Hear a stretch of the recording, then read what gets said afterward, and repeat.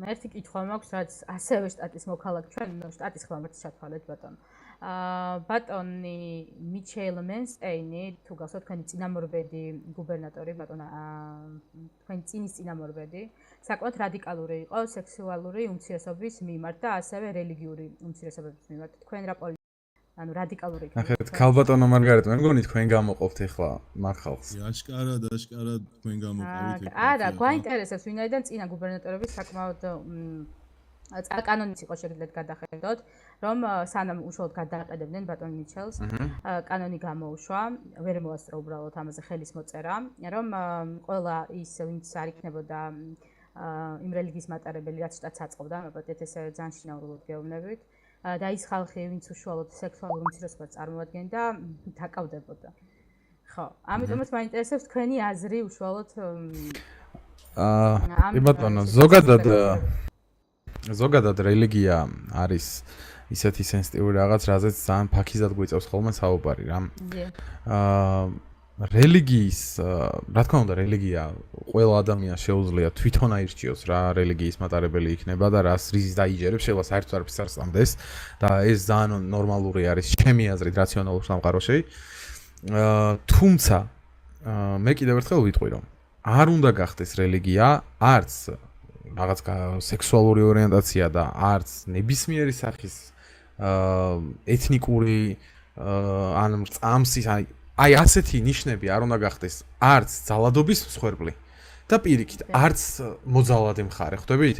არ უნდა გახდეს ეს манипуляციის წყარო. შესაბამისად, თუ ამ ყველაფერში ჩვენ ოქროს შუალედს დავიჭერთ, ამ შემთხვევაში არ მგონია ვიღაცამ ჩემი გადაყირავება მოინდომოს.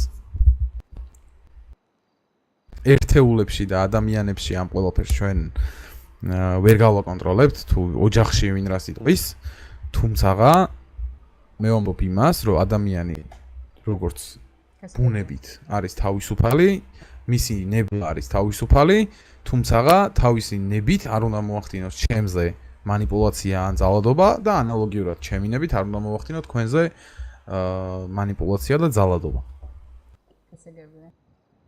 ბატონო ჯაუს დავამატებ, სანამ თქვენი გადაყირავება მოუწევთ ჩემი აზრით, აგერ USS აგენტების გადაყირავება უნდა მოუწიოთ და მე ვფიქრობ, რომ ფიზიკურად ამ ბიჭებს ვერავინ არ გაუმკრალდება. იმიტომ რომ ისეთი წვნები აქვს გამოვლილი, რომ შეუძლებელია ფიზიკურად. იმედი მაქვს მაგამდეც არ მივალთ. არა, გეთანხმებით ნამდვილად. ბატონო ჯონი, მე კითხვები აღარ მაქვს, საკმაოდ ამომწურულად გაქვს პასუხი ამ ყველაფერზე. ჩვენ იმ მხრიდან შეკითხვები აღარ გაგვაჩნია, თუმცა შეგიძლიათ ისარგებლოთ ჩვენი ეფირით და გადასცეთ მოქალაქეებს რამოდენიმე სიტყვა თუ კი გაქვთ ამის სურვილი. მოქალაქეებს გუშინ მივმართე სახელმწიფო ტელევიზიით, რა თქმა უნდა. ფიქრობ, რომ ჩემი ეს გამოსვლები არ უნდა იყოს ხალხისთვის მომაბეზრებელი.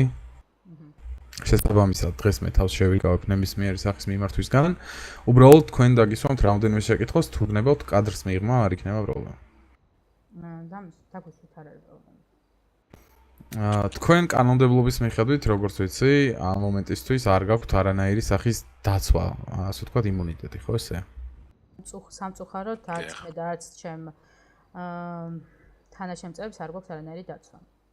ჩვენ ნებისმიერ მომენტში შეუძლიათ ხელბორტლები დაგვადონ იმისთვის, რომ ჩვენ ხალხის სიტყვას ვაზიარებთ და დაგვაკავონ თუნდაც დაგვდონ ბრალი იმაში, რომ პროვოცირებთ, რაც რეალობაში შეიძლება არც ეკონდებარებოდეს. კეთილი. კარგით, ამ საკითხზე ვიმუშავებ მე ნამდვილად, იმიტომ რომ მე ვფიქრობ, ტელევიზია ესეთი რამაა, რამაც თუნდაც ცენზურის გარეშე უნდა შეძლოს ფუნქციონირება, იმიტომ რომ დამოუკიდებელი მედია მე თვითონაც ყოველთვის ყურადღებით მამყოფებს ყველაფერში, იმიტომ რომ როდესაც ადამიანს არ ყავს კრიტიკული ადამიანი, რომელიც გვერდიდან გიბიძგებს, ასე ვთქვათ, თუნდები და აი, როდესაც ადამიანი თუნდება, მაშინ ხდება ყველაფერი ცუდი. ხო, მაგრამ მიუხედავად ამისა, მე სულ ვამბობდი, რომ ჩვენი კანონით ვიბრძვით, არ გვეშინი არც ციხის, არც არაფრის, ჩვენ მაინც გავიტანთ ჩვენ სიმართლეს ბოლომდე. ამიტომ თუ თქვენი მხრიდანაც იქნება ხელშეწყობა, ხალხის სიმართლეს მოკლედ, თუ თქვენი მხრიდანაც იქნება ხელშეწყობა, ამას არაფერი არ ეძებებს ბატონო. ნუ რა თქმა უნდა, ყველაფერი ადეკვატურობის ფარგლებში. ისიც რა მაინტერესებს? თქვენ რო დაიწყეთ საუბარი, სულ თავიდან მიხსენეთ რომელიღაც ბიზნესმენი ხო ესე? არა, დიდი ფილანტროპი. ერთი შეკითხვა და უსებ წამომაფიქრდა ეს თავში რომ ამ პოსტის მერე რაიმე სახის დევნახვა არ ყოფილა თქვენს მიმართ ან რამე მსგავსი, იმიტომ რომ ჯერჯერობით არა, თუმცა რამოდენიმე მუქარი ზარი შემოვიდა, რაც პოლიციას გადავეცი უკვე. გასაგებია ძალიან კარგი. დიახ. კიდევ ერთი რა უნდა მეკითხა.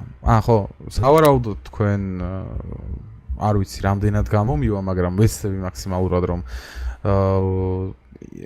Veselnius თვითონ დირექტორს და მის მოადგილეს იმუნიტეტი გქონდეთ, მაგრამ ეს იმუნიტეტი იქნება ჩემს დაქვემდებარებაში, სავარაუდოდ, აი მაგ ყველაფერს გავული როგორანაირად ჩაჯდება იურიდიულად გამართულად კონსტიტუციაში.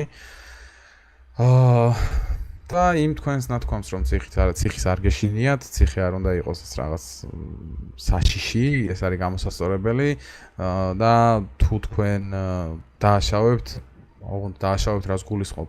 თუ თქვენი მხრიდან თქვენი მხრიდან თუ იქნება კონსტიტუციის დარღვევა ან რაიმე მსგავსი, ამ შემთხვევაში იმუნიტეტის უძლური იქნება და შესაბამისად როგორც მოგეცემათ, ისე ჩამოგერთმევათ. მაგის დაზუსტება მინდა რომ გავაკეთო აქვე. რა თქმა უნდა, ბატონო, მაგაზე მე ეჭვით არ მეპარება. ხო, ჩვენ კითხვები აღარ გვაქვს ბატონო, ჯავს მადლობას გიხდით რომ დაგვიქმნეთ ამდენი დრო. აუცილებლად მალევე გავა ეს გადაცემა და მალევე გავაცნობთ თქვენ ნამდვილ სახეს სტატიის მოქალაქეებს და იმათვისაც კი ეჭვი ეპარებათ თქვენში, უფრო დავაწყნოთ რომ ეჭვი არც უნდა ეპარებოდეთ. ნამდვილად დისპასოთ ყველა მაყურებელო, ეს იყო ქალაქის ახალდანიშნული გუბერნატორი ჯოუს ბლეკი, თქვენთან ერთად კი იმყოფებოდნენ Veselnius-ის ჟურნალისტები ჯონი ჯანტელი და მარგარეტ მორიარტი. კარგად ბრძანდება. და ჩვენი გადამღები ჯგუფი. ნახვამდის.